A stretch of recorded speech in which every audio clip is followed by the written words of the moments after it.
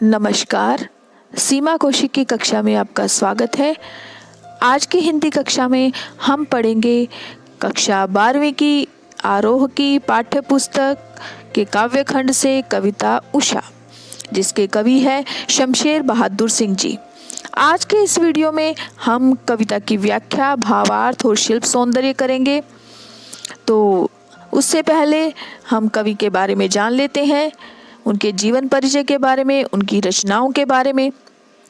नई कविता के समर्थकों में शमशेर बहादुर सिंह की एक अलग छवि है।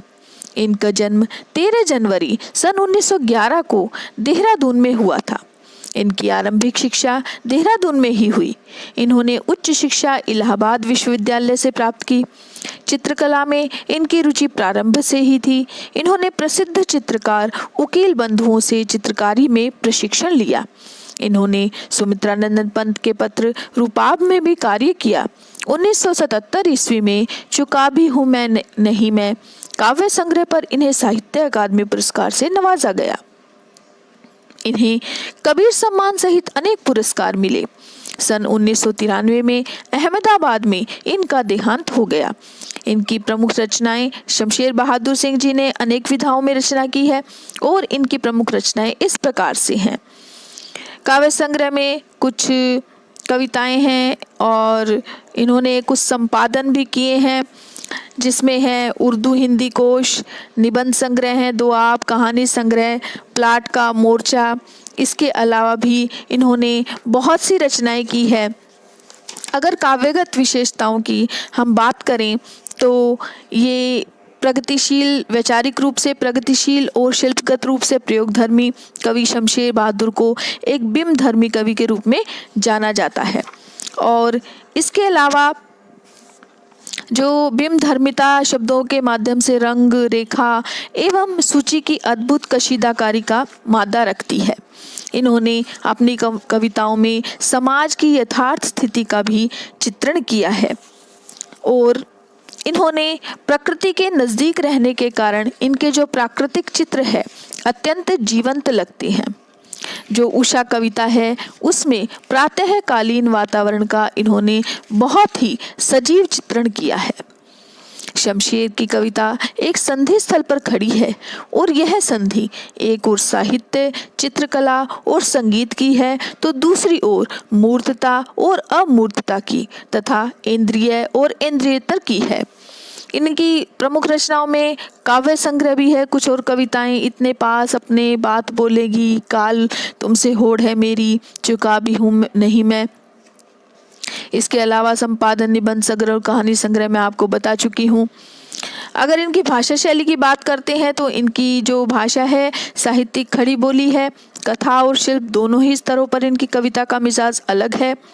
उर्दू शायरी के प्रभाव से संज्ञा और विशेषण से अधिक बल सर्वनामों, क्रियाओं, अव्यय और मुहावरों को दिया है। सचेत इंद्रियों का यह कवि जब प्रेम, पीड़ा, संघर्ष और सृजन को गूंथ कर कविता का महल बनाता है तो वह ठोस तो होता ही है, अनुगूंजों से भी भरा होता है। जो इनकी कविता है उषा, उसमें कवि शमशेर बहादुर सिंह जी ने सूर्योदय से ठीक पहले के पल पल परिवर्तित होने वाली प्रकृति का शब्द चित्र उकेरा है। कवि ने प्रकृति की गति को शब्दों में बांधने का अद्भुत प्रयास किया है। कवि भोर की आसमानी गति की धरती के हलचल भरे जीवन से तुलना कर रहा है, इसलिए वह सूर्योदय के साथ एक जीवंत परिवेश की कल्पना करता है जो गांव की सुबह से जुड़ता है।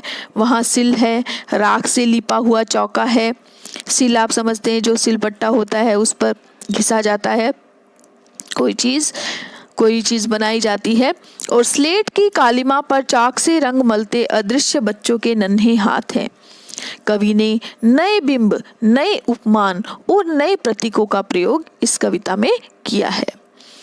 कवि इसमें बताने का प्रयास कर रहा है कि सूर्योदय से पहले आकाश का रंग गहरे नीले रंग का होता है और वह सफ़ेद शंख सा दिखाई देता है।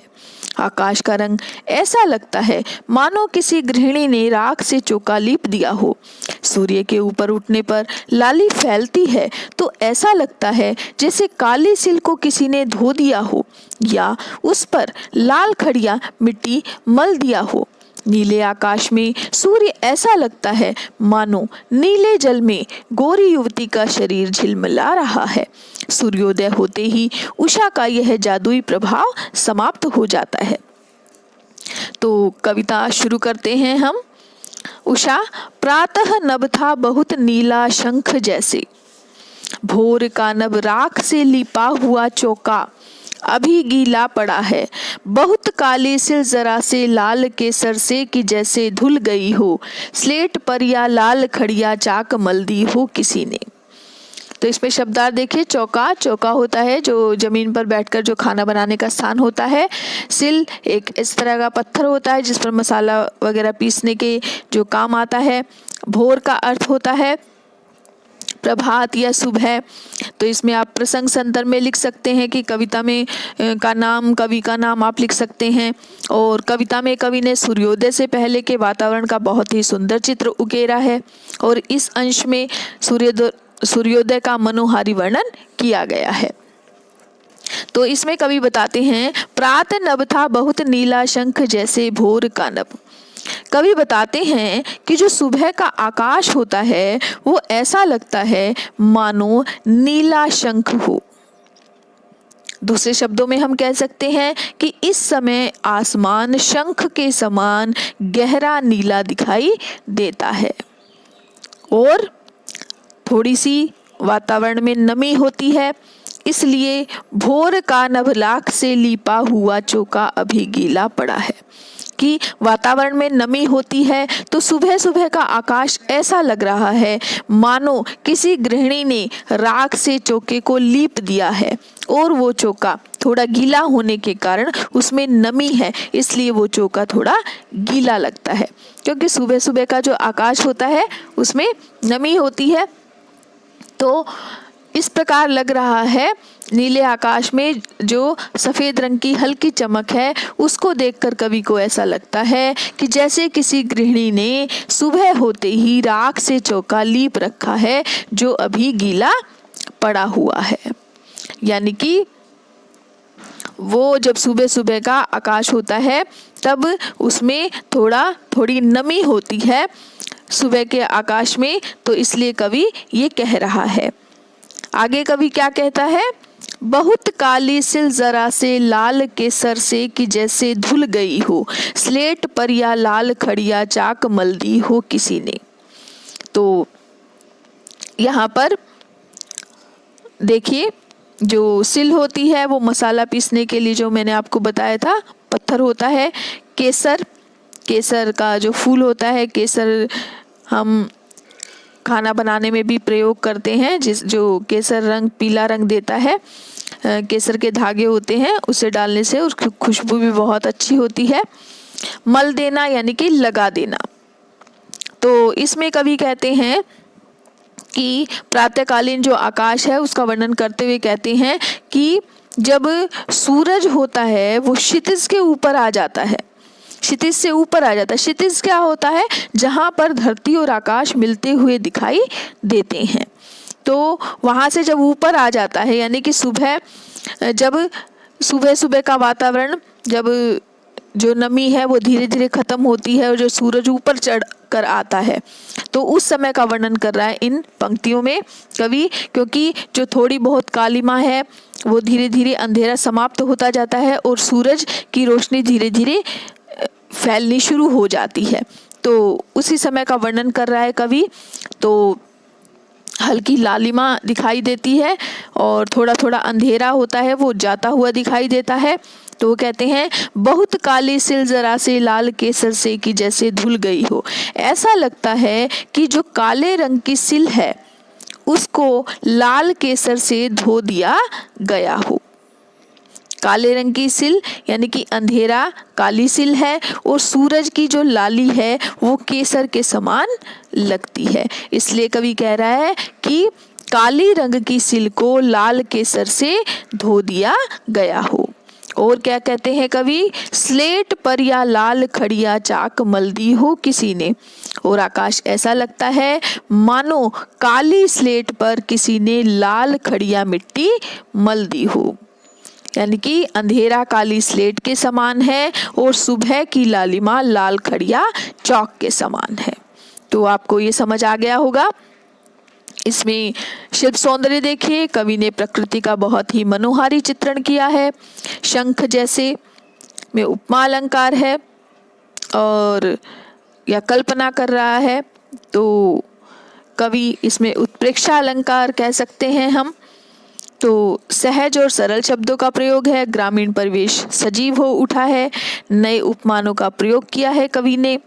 इसके अलावा पूरे काव्यांश में उत्प्रेक्षा अलंकार का प्रयोग किया है, मुक्तक छंद है, सरल सहज खड़ी बोली है। आगे देखिए अगला पद्यांश, नील जल में या किसी की गोर झिलमिल देह जैसे हिल रही हो, और जादू टूटता है इस उषा का अब सूर्योदय हो रहा है।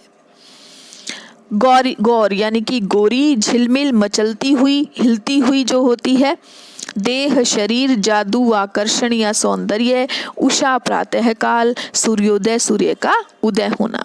तो इसमें कवि ने सूर्योदय का बहुत ही मनोहारी चित्रण किया है।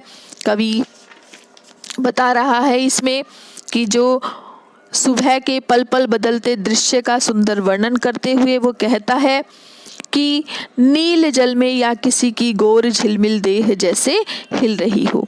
क्योंकि जो सूर्योदय के समय आकाश में जो गहरा नीला रंग छा जाता है और सूर्य की सफेद आभा चमक दिखाई देती है, तो ऐसा लगता है मानो नीले जल में किसी गोरी सुंदरी की देह हिल रही हो, झिलमिल हिल रही हो, मचल रही हो। यानी प्रतिबिंब हिलता है तो नीले जल में जैसे हिलता हुआ दिखाई देता है सूर्य का प्रतिबिंब। तो सूर्योदय के समय आकाश में चारों तरफ गहरा नीला रंग होता है, सूर्य की उसमें से सफेद आभा दिखाई देती है, तो ऐसा लगता है मानो नीले जल में किसी गोरी सुंदरी की देह हिल रही हो। और जैसे कि धीमी हवा और नमी के कारण जब वो पानी हिलता है तो उसमें सूर्य का प्रतिबिंब हिलता हुआ सा प्रतीत होता है। और जादू टूटता है इस उषा का अब सूर्योदय हो रहा है। यानी कि अब सुबह के बाद जब सूर्योदय होता है तो धीरे धीरे जो सुबह का वातावरण है, नमी का वातावरण है, वो धीरे धीरे खत्म हो जाता है। तो कवि कहता है कुछ समय के बाद जब सूर्योदय हो जाता है तो उषा का पल पल बदलता सौंदर्य एकदम से समाप्त हो जाता है और ऐसा लगता है कि जैसे उषा का जादुई प्रभाव धीरे धीरे समाप्त हो रहा हो। तो कवि कहता है कि धीरे धीरे उषा का जो आकर्षण है, उषा का जो जादुई प्रभाव है, वो धीरे धीरे समाप्त हो जाता है। तो आपको ये पद्यांश समझ आ गया होगा। इसके विशेष में देखिए शिल्प सौंदर्य, कवि ने उषा का सुंदर दृश्य बिंब प्रस्तुत किया है, माधुर्य गुण है, नील जल हिल रही हो यहाँ पर कल्पना कर रहा है कवि, उत्प्रेक्षा अलंकार है, यहाँ तक पूरी कविता में ही उत्प्रेक्षा अलंकार है, सरल भाषा है, मुक्तक छंद है। तो आपको ये कविता बहुत अच्छे से समझ आ गई होगी। धन्यवाद।